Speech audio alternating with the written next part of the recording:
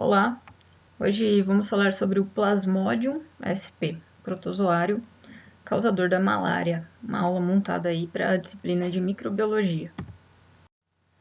Plasmodium, ele apresenta, né, diversas espécies. Eu assinalei para a gente aqui as espécies que vão acometer o ser humano. Então a gente tem aqui o Plasmodium knowlesi, tem o Plasmodium malari, Plasmodium ovale, Plasmodium vivax e o Plasmodium falciparum. Esse Plasmodium, ele é da classe dos chamados apicomplexos, né, ou esporozoários, e esse nome apicomplexos, esse termo, ele advém de ápice, porque esse Plasmodium, ele apresenta aqui essa região apical, que permite a entrada desse protozoário na célula, sem, no entanto, romper a membrana da célula, né? Então, permite aí essa invasão celular por esse Plasmodium.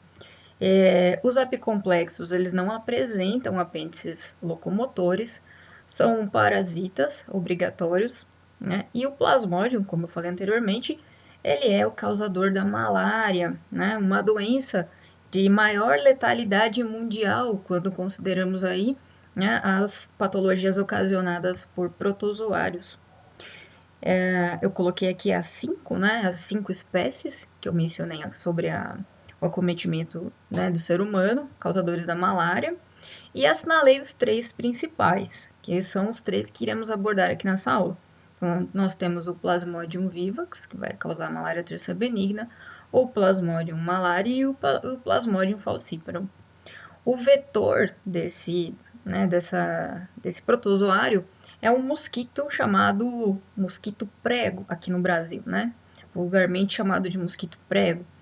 Mas é a fêmea aqui desse gênero de Anopheles. Então, esse gênero de mosquito, a fêmea, que é o inseto que tem aí hábitos, né, hematófagos, ou seja, é a fêmea que se alimenta de sangue, é ela que vai, né, transmitir, ah, vai se contaminar, vai se infectar com esse parasita e vai também transmitir ao ser humano.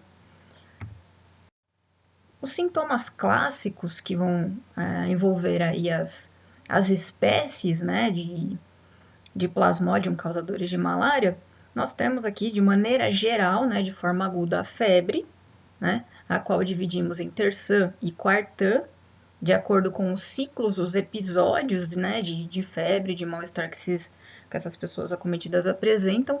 Na terçã, ou seja, 3 em 3 dias, esse episódio de febre, né, nós ainda classificamos em benigna, quando causado pelo Plasmodium vivax, e maligna, quando causado pelo Falciparum, e a quartã, pelo Plasmodium malariae.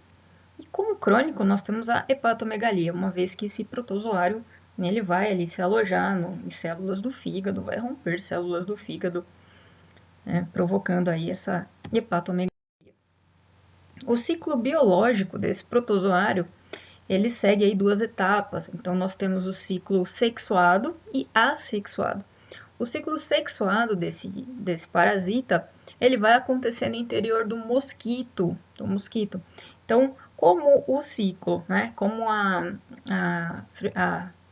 reprodução sexuada dele aqui ocorre no mosquito, nós temos que o mosquito vai ser aí o hospedeiro definitivo desse parasita, diferente do que ocorre com outros protozoários causadores de patologias em humanos. Então, esse mosquito, ao ingerir aqui, né, ao sugar o sangue humano, né, de uma pessoa contaminada, uma pessoa infectada com esse parasita, ele vai aí sugar essas hemácias contendo gametócitos de Plasmodium.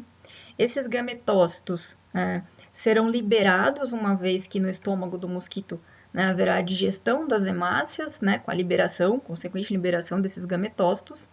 Esses gametócitos vão passar por um processo de gametogênese, ou seja, uma vez liberados, eles vão evoluir aí para gametas. Nós temos aqui o macrogametócito feminino e o microgameta, que é o masculino. O microgameta, ele ainda vai apresentar aí essas prolongações, né, com partes aqui todas passíveis de fecundar os macrogametócitos femininos. Então, vai ocorrer aí essa fecundação, originando o zigoto, né, que aqui na malária nós vamos chamar de ookinete. Esse zigoto, né, ele vai atravessar a parede do intestino médio do mosquito para que ele não seja eliminado juntamente das fezes, né? Então, ele se projeta para fora da parede do intestino médio, né? E ao fazer isso, ele vai se aderir ali à parede, vai projetar uma capa de proteína, né, de proteção, até que ele de fato saia e vá para a cavidade celomática do mosquito. Daí nós temos aqui, né, essa camada de proteína envolvendo, né, o zigoto, e vamos chamar isso aqui de esporocisto, né, o oocisto. Esses oocistos, né, dentro deles vai ocorrer o processo de esporogonia, de 8 a 15 dias, e esse processo, por fim, né, vai dar origem aí aos esporozoitos, que são os elementos, de fato, infectantes, né, do plasmódio. Então, esses esporozoitos, uma vez maduros, né, vão levar ao rompimento, à ruptura dos oocistos, e esses esporozoitos vão parar nas glândulas salivares do mosquito. Parando nas glândulas salivares do mosquito, uma vez que esse mosquito venha a picar o ser humano que não apresente a doença, o mosquito ele injeta aí a sua saliva no momento da picadura, saliva que contém elementos anestésicos, bem como anticoagulantes, né? E essa saliva agora já vai estar apresentando os esporozoitos, né? Então, aqui se encerra o ciclo sexuado do plasmódio. Uma vez no ser humano, né, ele vai chegar lá no fígado, nas células do fígado, nos hepatócitos, vai evoluir, né, nos hepatócitos aqui infectados, chegando à formação aqui do esquizonte e levando à ruptura desse hepatócito para a liberação dos formados merozoitos. Esses merozoitos, então, vão infectar as hemácias. Então, agora a gente sai do fígado e vai para a corrente sanguínea, merozoitos aí infectando, né, as hemácias e evoluindo no interior das hemácias para a forma de trofozoito imaturo, né? E esse trofozoito imaturo vai evoluir para trofozoito maduro, e aí nós temos duas possibilidades, e ambas ocorrem, né? Nós temos aqui essa formação desse ciclo sem fim, digamos assim, de trofozoito maduro, né? Ele vai passar aqui para num processo de esquizogonia, formando novos merozoitos, né? E levando à ruptura dessa hemácia, também chamada merócito nesse caso. Então, essa hemácia, esse merócito, ao romper-se para liberar os merozoitos, vai liberar também toxinas essas que são pirogênicas, ou seja, aqui nós temos o ciclo de febre, né, que é característico da malária. Esse ciclo aqui, ele vai ocorrer em diferentes tempos, aí, em diferentes prazos, digamos assim, para as diferentes espécies de plasmódio. Então, nós temos aqui Plasmodium vivax, vai ser 48 horas, né, a cada 48 horas. Plasmodium falciparum, de 36 a 48 horas. Lembra que ambos são febre terçã, né? Vivax, terçã benigna, falciparum, terçã maligna. E aqui o Plasmodium malariae, que vai ser 72 horas, que é a febre quartã, né? Então, esses são os ciclos aí, né, ocasionados aí no momento da esquizogonia e essa ruptura liberando os merozoitos. Esses merozoitos, uma vez liberados, né, na corrente sanguínea, eles vão aí infectar, vão invadir novas células, novos eritrócitos, e aqui o ciclo se mantém ad eternum, digamos assim, né? E também nós temos aqui acontecendo uma outra situação, porque esse trofozoito maduro, ele tanto pode dar sequência a esse ciclo que leva a novos merozoitos, mas ele também dá sequência aqui à formação dos gametócitos. E esses gametócitos vão evoluir para esquizonte, a forma esquizonte, e essa forma esquizonte é a forma que será a forma que vai liberar aí os gametócitos, né? Aqui nós temos a imagem de gametócitos, veja que os gametócitos do Plasmodium falciparum, eles apresentam aqui uma morfologia diferente, né? Uma morfologia aí de meia-lua, alguns chamam também que forma de banana ou de salsicha, enfim, mas a morfologia dessas células, desses gametócitos aqui do falciparum, são diferentes, né, da morfologia que apresentam aqui as demais espécies das quais estamos falando. E esses gametócitos, então, né, dentro das hemácias, serão aí sugados por um mosquito que vai dar sequência a todo esse ciclo novamente, e assim nós temos aí essa propagação. Começando pelo Plasmodium falciparum. O Plasmodium falciparum, ele não apresenta uma seletividade eritrocítica. O que quer dizer? Esse plasmodium, ele vai infectar, ele vai adentrar os eritrócitos independente do estágio de maturação desse eritrócito. Então, tanto pode ser uma hemácia jovem como uma hemácia madura, ele vai infectar todo e qualquer eritrócito que ele encontrar pela frente. Essa infecção ela pode ser múltipla, então por vezes nós vamos observar dentro de uma hemácia de 3 a 4 trofozoitos jovens.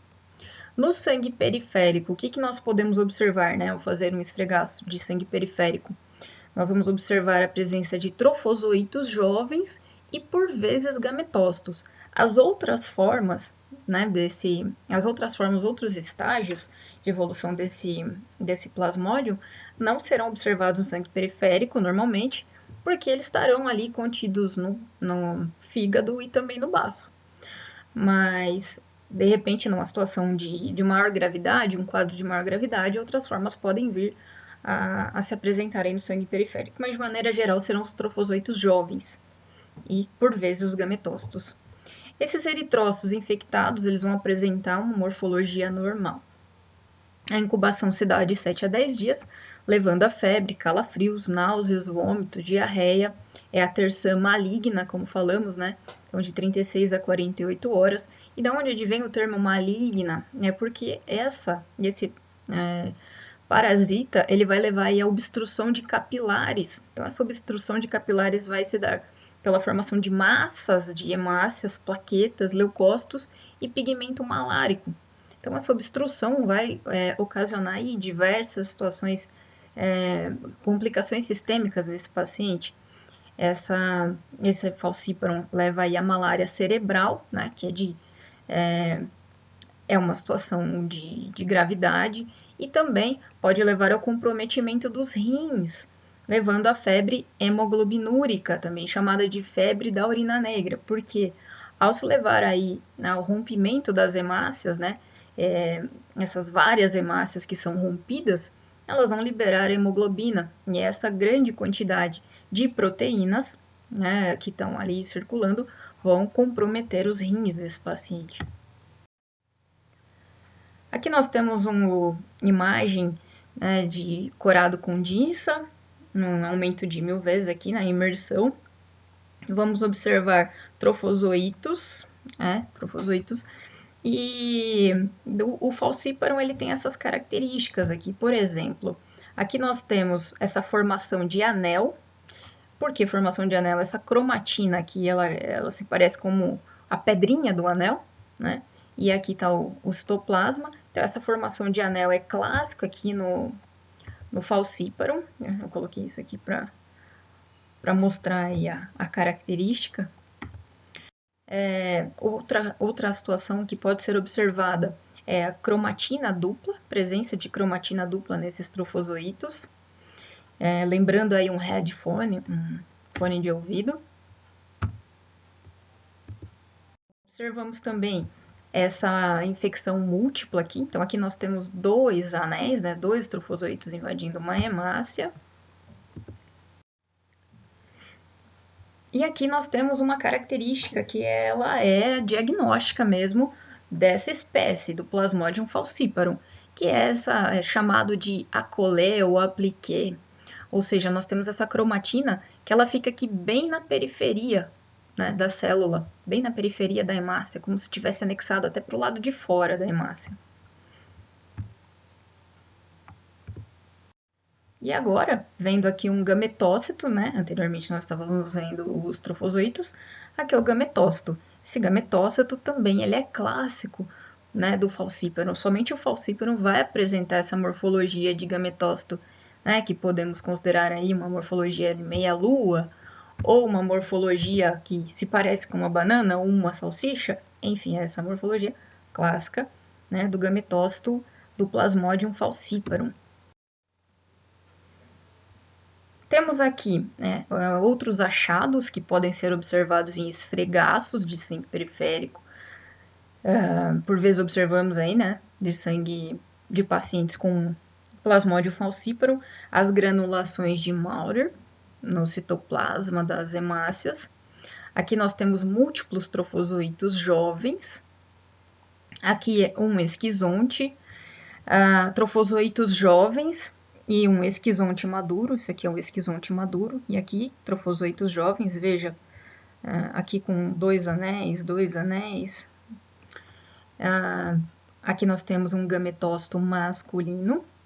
E aqui, gametócitos feminino e um gametócito masculino. Plasmodium falciparum, né, o seu diagnóstico se dá por esfregaços sanguíneos. Então, se nós encontramos mais de 10% das hemácias infectadas com trofozoítos jovens, já fechamos o diagnóstico. Também pode ser utilizado teste rápido de diagnóstico, TRD, por meio de anticorpo monoclonal das proteínas HRP2 e lactato desidrogenase, especificamente para o falciparum.